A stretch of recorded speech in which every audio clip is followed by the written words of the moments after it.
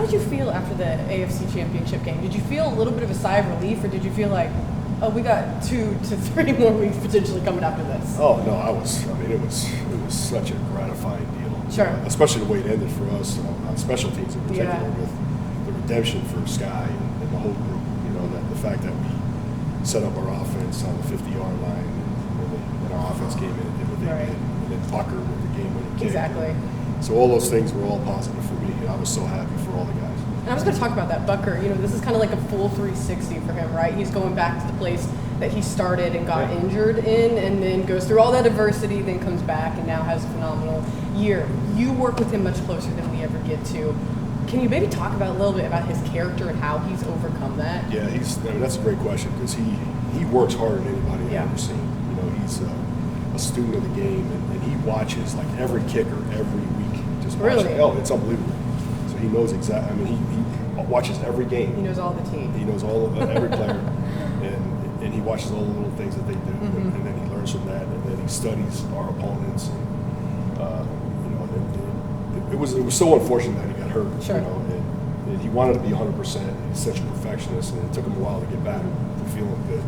Once he started, you know, he was able to feel good. We had to change some things on his approach, on his kickoffs. He went from a 10-yard approach to a 5-yard approach, where he doesn't kick the ball as deep, if you notice. But he made that adjustment, and it took a while to get it going and get going again. But now he's in the group right now, which is good to see. I mean, how many guys have you ever worked with who can make that kind of an adjustment? I mean, we saw him doing even like one-legged or one-step kicks. Is that just a rare talent to have? Yeah, I've had guys. I have kickers that pulled hamstrings before. Sure. You know, and it takes a couple of weeks and they're back, and it's okay. But that ankle was such a severe ankle sprain.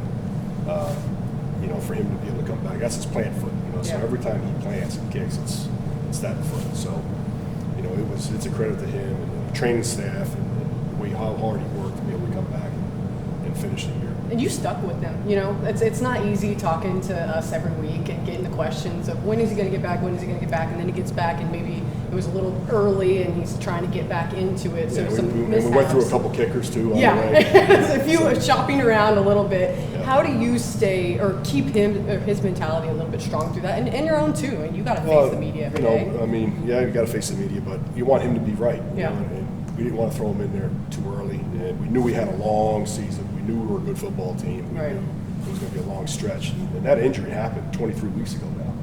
So, wow. Yeah. So I mean, that's a lot of football games.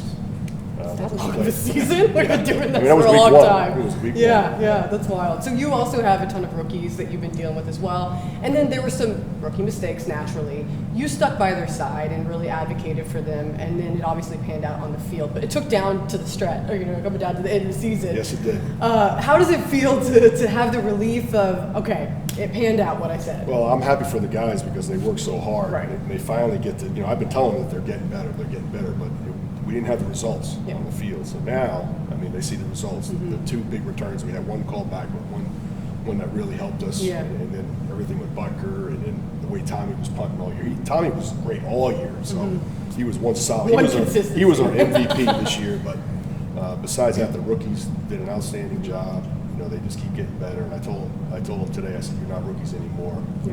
You know, you've had this many games now. And now you're starting to make plays, and that's where we're at now. And you've been with Coach Reed for quite a while, and now going to the Super Bowl. This is kind of a habit. I don't want to say that because it's still so unique. But we should never take it for granted. Right. What does the Super Bowl look like for you? Because I know you're not a rookie. You're probably not going to be as distracted as other young players would be or young coaches. What's the Super Bowl week look like to you? And maybe is there anything you actually look forward to? Well, it's chaos. Yeah, the Super Bowl is chaos. There's always media. Yeah, that's a big thing that you do it the first thing, but even as soon as you get up in the morning, you got media. And it's just all day. And you're there. And it's the whole atmosphere, and you can get caught up in that. Yeah. But I think our team has great leadership. And I think with the leadership of the players, and leadership with Coach Reed, I don't think we're going to have any issues. Down there. Anything you're looking forward to about Arizona? You like anything there? In and out kind of guy? We're down there for business. It's not 4 degrees. If I was going down and not playing the Super Bowl, I'd probably bring my golf clubs. There you go. I'm a big golfer, but not handicap? Do you have a handicap? Yeah, I do. What is it? I'm a 10. Well, that's way better than mine. That's nice. All right, cool.